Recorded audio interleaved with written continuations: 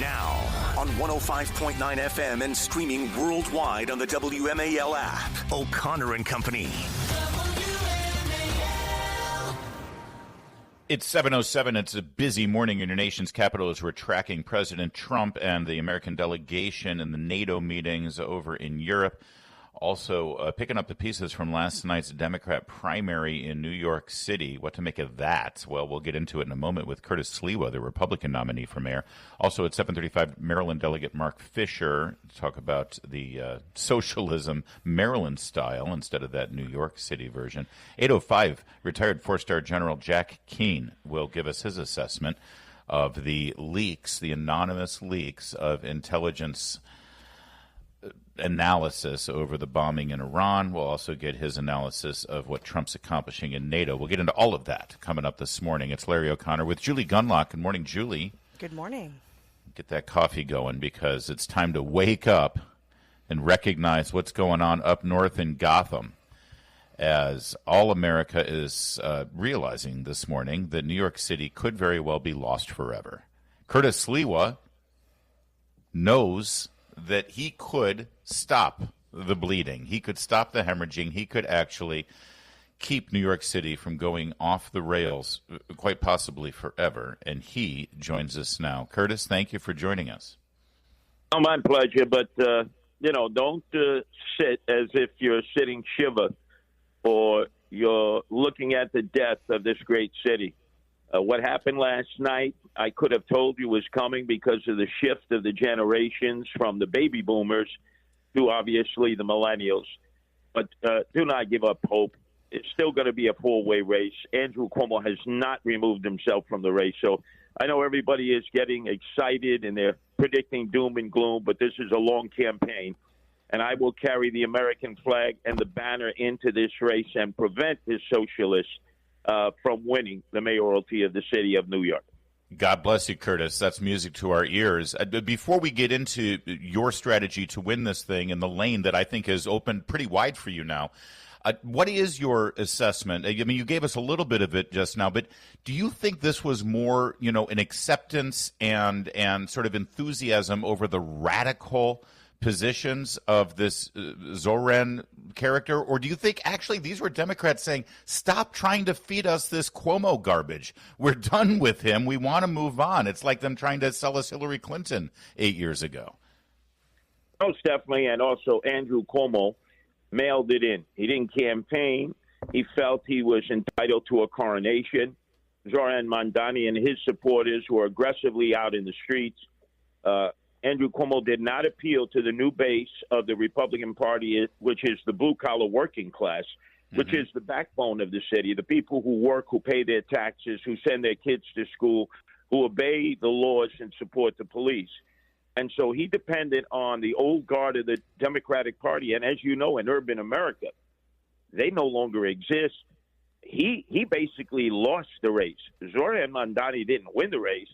Andrew Cuomo just stayed in his cocoon and acted like, hey, why should I go out and shake the hands of the peasants? Why should I go out and campaign? Doesn't everyone realize I'm King Cuomo the first?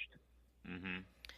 Yeah, I'm curious. It was interesting. I was watching some man on the street interviews yesterday, and these were people who voted for Mandani, and they said the consistent message was, I wanted someone new, meaning they didn't want Cuomo or Adams because they wanted someone new. They wanted to try something new. How will you appeal? You are new, and you are a new voice, and you certainly are a strong voice on crime, and a lot of New Yorkers are terrified of the crime. How will you sort of reach these persuadable Democrats and independents in this race? Because I'm out there with them. I'm one of them. I'm in the subways. I'm in the streets. I'm not up in the suites getting wine dined and pocket lined by billionaires and millionaires. The people, they don't want to see that anymore. What they want to see is that you're just like them, that you understand what they're going through, because they're being priced out of New York City. In fact, many of your listeners right now probably lived in New York City maybe months, maybe years ago, and have fled to Virginia, North Carolina, South Carolina, Georgia, Florida, Texas, Tennessee, and parts unknown. My whole goal is to improve and not to move, to convince them that, yes, we can recover this city. We can have law and order. We can have patriotism. We can have pride in what we have been in the past and what we can become in the future. But you have to have pride first in being an American, in supporting the traditions. And the most important thing is, as people know, Curtis Sliwa, I can go into neighborhoods where the only Republican they've ever seen is Abraham Lincoln on a $5 bill, not only get respect, but get votes. And that's how you win an election. Yeah, Curtis Sliwa is definitely well known in the streets of New York. You've been trying to protect the people of Gotham since the late 70s, early 80s. And this should be part of I'm guessing will be part of the message. For those who can remember, New York was such a hellhole in so many respects. I mean, people walk through Times Square now and they take for granted what Rudy Giuliani and the resurgence in the 90s did for that town. I lived there during the Dinkins years, Curtis Sliwa. How quickly can New York fall right back into it under this horrific specter of a communist, Mr. Zoran Mamdani? We can fall right back into that abyss. What I have to remind people is, look, we had 20 years of Republican rule in New York City with first Giuliani and then Bloomberg, and we had no chaos and we had no corruption. We had 12 years of Governor George Pataki, who, by the way, has supported me, along with Congresswoman Elise Stefanik, who announced that yesterday, in which we had no chaos, no corruption. Ever since we went back to the Democrats, to first de Blasio and then Cuomo and to Adams, what have we been left with? Chaos and corruption. I will get everything back on track. Go back to the basics and do the things that Pataki and Bloomberg and, most importantly, Rudy Giuliani did to stabilize New York City and make it the city that everybody wanted to live in, raise their families in, and most importantly, visit, come to, and have a place of business in. For those who don't know, Curtis Sliwa has also spent many years as a radio broadcaster. He's a political analyst. So put that beret on, if I could ask Curtis. Not as a candidate, but as an analyst. When you look at this ballot now, when you look at this field with the Democrat nominee, as you mentioned, Cuomo's going to stay in on this weird ticket that he can be on. Eric Adams, let's not forget, is the incumbent mayor. He is going to be on the ballot. How do the votes break down, and how does that make your lane that much wider as the Republican nominee? Are there enough Republican votes to overcome the way the ticket might get split between those other three? No, there's not. And remember, I ran against Eric Adams 4 years ago and warned everybody that we would have chaos, we would have corruption. Unfortunately, I was correct. He doesn't even have a party of his own any longer. The Democrats have rejected him. The Republicans don't trust him. So I start with 30%. If I get my percentage up to 32, 33%, you're talking to the next mayor of the city of New York, and Zoran Mamdani will not destroy what is left of this city. Remember, we have not recovered from the lockdown and pandemic. We have not recovered our quality of life. Our crime is just out of control. And most importantly, we have people who are fleeing every day because of fright. We must stabilize that. We must keep who we already have. And most importantly, not chase away those who pay their taxes, without which we cannot subsidize this social service system, which is humongous. We have a budget of $118 billion a year, and so much of it is wasted, and no other candidate is talking about cutting the budget. They want to add on to the budget. I'm going to get right to work and cut this humongous budget, which is sucking the life out of the taxpayers and chasing them out of New York City. By the way, let's not forget back in the early 80s when Ed Koch was sort of critical of your efforts of the Guardian Angels, who was one of the voices in the Democrat Party in New York who actually supported you guys? Mario Cuomo, then Lieutenant Governor Mario Cuomo, actually saw quite a bit of good what the Guardian Angels were doing in New York. And here we are full circle. You're running against his son, and you're running against this maniac, and you're running against Eric Adams, and I see that lane opening up for you, Curtis. So don't be a stranger. We want to hear what's going on down here in Washington, D.C. We appreciate you joining us. Well, I'll put my hands right across the thruway that connects our nation's capital, WMAL, with New York City. You can better believe that I will not forsake this city. I will not allow it to fall into the abyss, and I will not allow it to leave the epicenter of being the capitalistic location of the world. There will not be socialism. There will not be the support of terrorism. There will be patriotism, pride, and we will restore that energy into New Yorkers who are coming out of shock this morning and don't know what to do. But they'll know to vote for Curtis Sliwa to save New York City. Sounds like you're going to make New York great again. Real fast, Curtis, how many cats are you up to at this point? We have 6. In fact, that's the second line. But that's 6? the second line. We have an independent line, Protect Animals. My wife, Nancy, rescues animals. We want no-kill shelters, and we want to lock up and incarcerate animal abusers. And that's a way to get those moderate Democrats and those independents who might never cross that Maginot line and vote for a Republican, the love of animals. More people seem to love animals than they do people, and especially their own family members. Yep. Absolutely, and I agree. And I think that it's a noble cause and something I think is incredibly fascinating about you and your love for those shelters and those animals. All right, Curtis, get back to work. You got to sprint now to Election Day, and we can't wait to see what happens. I will save New York City. I promise you that. All right. WMAL, making sense of the news. Live from the Home Paramount Pest Control Studios. Home Paramount, the leader in pest control since 1939. Well, we've got our focus now on another New Yorker, although now he calls West Palm Beach, Florida home. He, of course, the President of the United States, Queen's favorite son, Donald Trump, representing our nation at the NATO summit. And something extraordinary happened. You think Donald Trump, NATO, and you think 9 years ago, really, when he was running for president, and he said NATO's not paying their fair share. They us for granted, and if they don't pay their fair share for their own common defense, then screw it. What is America getting out of this deal? We're going to pull out. Everyone screamed. Everyone said that he's going to cause World War III. That was that version of World War III. Now we've got a new version of World War III. Right. It's always World War III with these idiots. Right. But he was very consistent, and he was very specific about it. And by the way, most people observing said, well, first of all, obviously that's a negotiation tactic. He's saying, do this or else. If there's not an or else, then the person you're negotiating with is never going to take you seriously. Right. Goes through various manications. You know, Joe Biden ran for president saying, oh, we're back now. The world loves us again. Yeah, the world loves us because we're not making any demands on them at all. And by the way, it's the best thing to strengthen NATO if you're not just relying on one country to spend all the money on the common defense. Anyway, that brings us to today. As Donald Trump returns for the first time as the newly reelected president after 4 years in the wilderness, he shows up at the NATO summit, and take a listen to the Secretary of General NATO in his statement today with all the nations sitting around the big round table. Listen to this. For too long, one ally, the United States, carried too much of the burden of that commitment. And that changes today. President Trump, dear Donald, you made this change possible.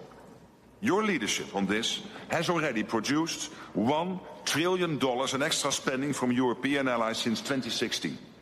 And the decisions today will produce trillions more for our common defense to make us stronger and fairer by equalizing spending between America and America's allies. That's remarkable. What a turn of events, and what a 180. That is the Secretary General of NATO, Mark Rutte. And did you hear him? He said, President Trump, and then he paused and said, Dear Donald. I know. He called him Dear Donald. Yeah, it's a whole new world out there. This is amazing. Well, because it was just so obvious on the face of it. And people might not like that Trump uses harsh language and makes threats. You can't say that to NATO. It's like, wait a minute, who's the bad guy here? These countries are taking us for granted. And by the way, by us, I mean the men and women who wear our uniforms, that they're more than willing to throw out there on the front lines to take bullets that are intended for them. And they can't even pull together a measly 2 or 3% of their GDP and Larry, for their military spending. And Larry, you made a good point earlier in the show when we were talking about NATO. It's not just that we put up all the money. We have to endure lectures from these countries, That's how we're not a good country, how we're bad. We're protecting you. It really is like what sort of, because I sort of cover parenting issues. It's like watching these gentle parents who are, Yes. constantly saying, honey, will you please behave and clean up your room? Please, please. And then the child turns around and goes, shut up, mom. And you're like, Right. have you tried We've all spanking seen them? Right? Yes. Have you tried spanking exactly. Corporal punishment needs to come Yeah. back in Yeah. spades. Yes, you're 100% right. And it looks like over the course of the last 7 or 8 years, Donald Trump has, been given NATO a spanking that they needed and a spanking they deserved. And the spanking seems to have, done the trick. Trillions of dollars now will be utilized for defense. And if you really do believe that Vladimir Putin and Russia is an existential threat to a free Europe, you should be the happiest person on the planet right now, and you should be thanking Donald Trump. Welcome to another chapter of WMAL's Military Medicine Minute, powered by Humana Military and the Friends of Uniformed Services University of the Health Sciences. It's the sweltering heat of the Gulf War, okay, and medics are confounded. They've got a horrible challenge. Soldiers are collapsing from dehydration faster than they can be treated. What do? Well, here comes the Quick Click IV, a rapid infusion device. It was developed by military doctors. It allows fluids to be delivered in seconds, not minutes. That's crucial when every heartbeat counted. After the war, EMTs and ER doctors saw its potential. The device was refined and renamed the auto-infuser. Perhaps you've heard about it. It's a staple in ambulances, trauma centers. It's saving lives in car crashes, natural disasters, emergency rooms around the world. It was born on the battlefield. The auto-infuser now races through city streets, still fighting to save lives, one drop at a time. And that's it for another Military Medicine Minute. All right, as New York City flirts with full-on socialism, some would call it outright communism, Maryland, we're flirting with it too. Delegate Mark Fisher will join us on the latest of Governor Westmore's disastrous term as governor of the free state of Maryland. Keep it here. WMAL-FM, Woodbridge, Washington, a Cumulus media station. Making sense of the news. News Talk 105.9. News now. Now on 105.9 FM and streaming worldwide on the WMAL app. O'Connor and Company. It's 7:37 here on O'Connor and Company. Thanks for tuning in. We're going to speak in 30 minutes with General Jack Keane, retired four-star general. We'll get his assessment on the military strike against the Iran nuclear facilities and his objective appraisal of these anonymous, leaked, partial, non-verified intelligence assessments and how the media runs with them. Also, we'll get his opinion on Trump's actions at the NATO summit, wrapping up in the next couple of hours. That's all coming up. It's Larry O'Connor with Julie Gunlock. Morning, Julie. Good morning. Well, we Marylanders, we sent our governor down to your state of Virginia, Julie, to stump for Abigail Spanberger. It's like, I would think if you wanted Maryland politics and economic policies and spending and taxes, you'd just move to Maryland. Why elect Spanberger to do that? Let's make Virginia Maryland. That's a great idea. Exactly. That's sort of what Westmore did when he was starting his speech at one of these rallies. He said, it's great to be here in southern Maryland. I don't think that's going to go over well. And if they look at his track record that Abigail Spanberger is now marrying herself to, it's not a good one. To illuminate that for all Virginians as well as Marylanders who are suffering through it is a state delegate, Mark Fisher, joins us now. Thank you for joining us, Delegate Fisher. Good morning from Calvert County, beautiful Calvert County. Let's start with energy prices. They made the mistake, Westmore made the mistake of saying there's undeniable energy coming from the Democrats down in Virginia. Well, energy is a good thing for him to be thinking about right now, isn't it, Delegate Fisher?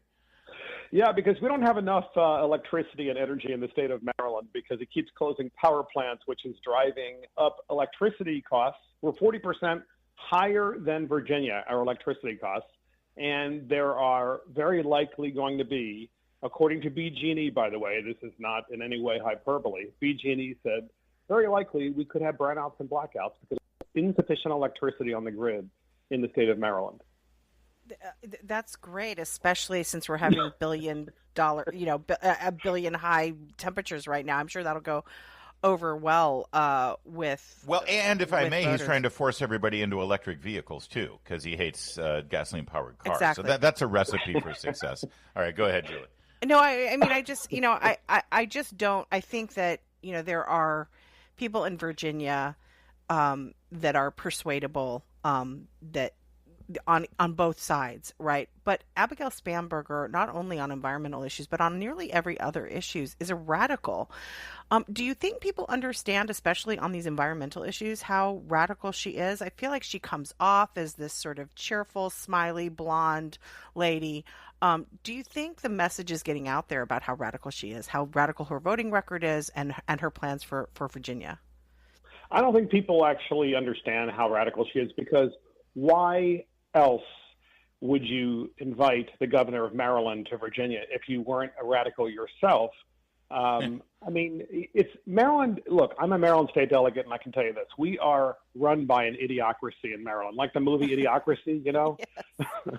I mean, we literally are that now, because what kind of state government would cause you to not have enough electricity and would make it so expensive that you can't wait to leave, or that you would never run a business here or move a business here? I mean, I can tell you, if you have a business in the United States, you should not move to this state. You have to send a message to the socialists and to the extremists. These are the climate extremists, that we aren't going to put up with this anymore. So she invites Governor Moore to Virginia to campaign for her. Abigail Spanberger did. And it's like inviting the captain of the Titanic to lecture Carnival Cruise Lines on safety, Yeah. I mean, it's like, why would you bring Wes Moore to Virginia?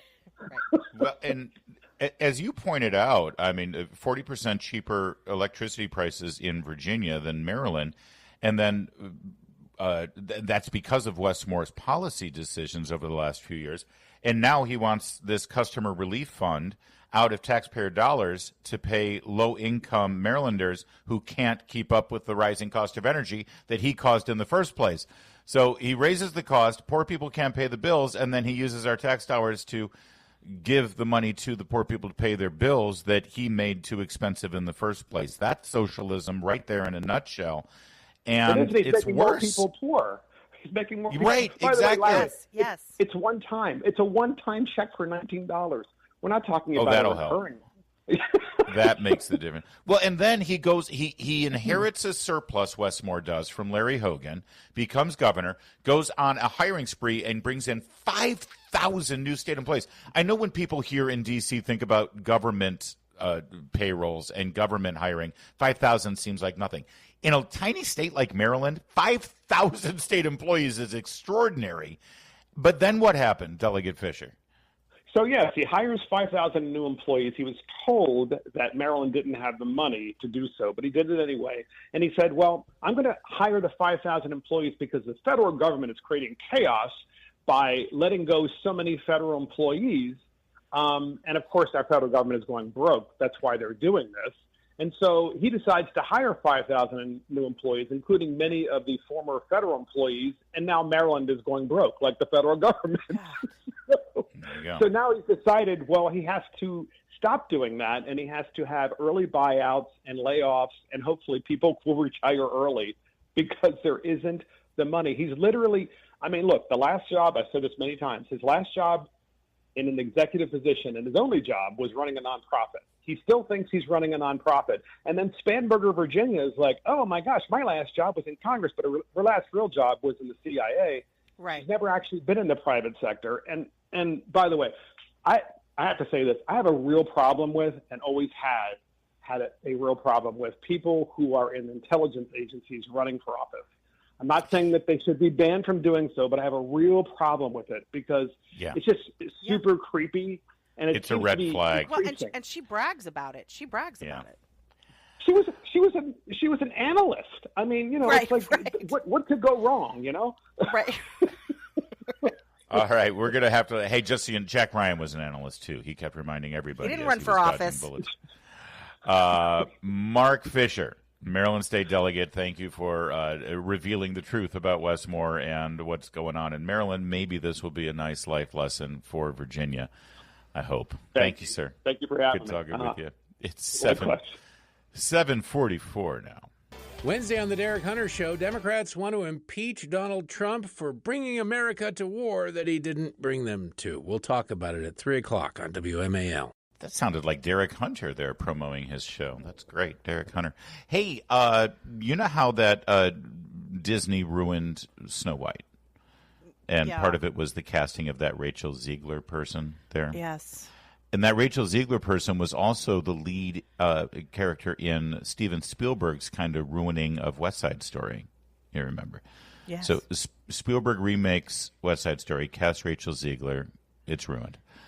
Disney remakes Snow White, casts Rachel Zegler, ruined. Rachel Zegler currently appearing in the West End in London as Ava Perón in the remake of Evita. I have not seen direct reviews, but from what I hear, ruined. So that's 3 classic musicals ruined now. So if you're Hollywood, what do you decide to do? Well, you do it again, of course. Yeah. Apparently, she's now being considered as as Maria von Trapp in a remake of Sound of Music. Is this for the stage version or for the film version? No, I think it's a film.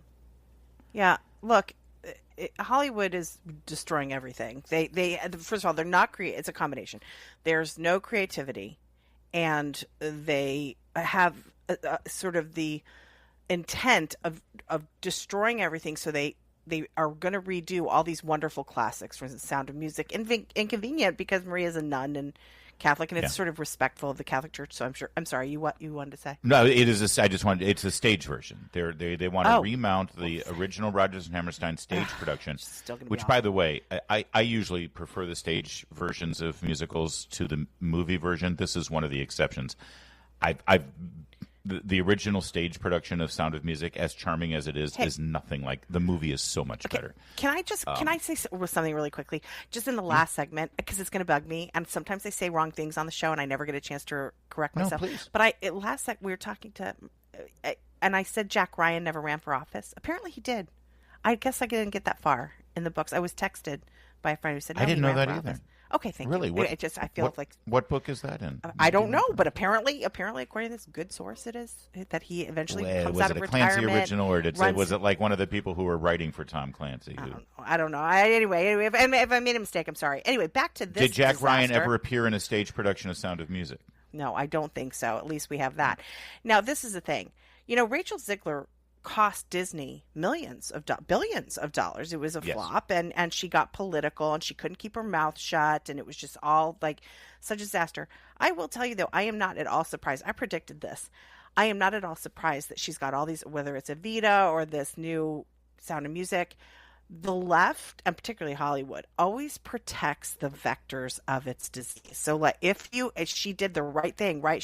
Maybe she cost the studio billions, but she promoted a political message that they approve of. And we've seen this. Like, sometimes we ask, how in the world is The View still on?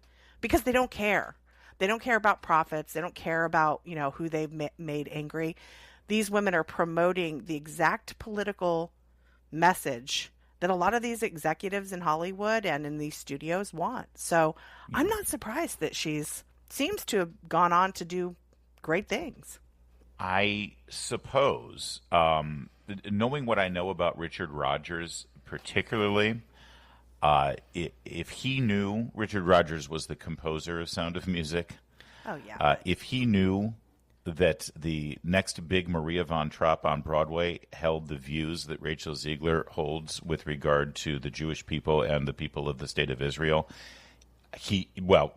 knowing Richard Rodgers' temper, he would probably, he would pull the rights of the show from Lincoln Center from producing it. I'm sure. It's a pristine character and a pristine story, and she has every opportunity to ruin it if the director lets her. Let's hope this doesn't happen. It is 7:52.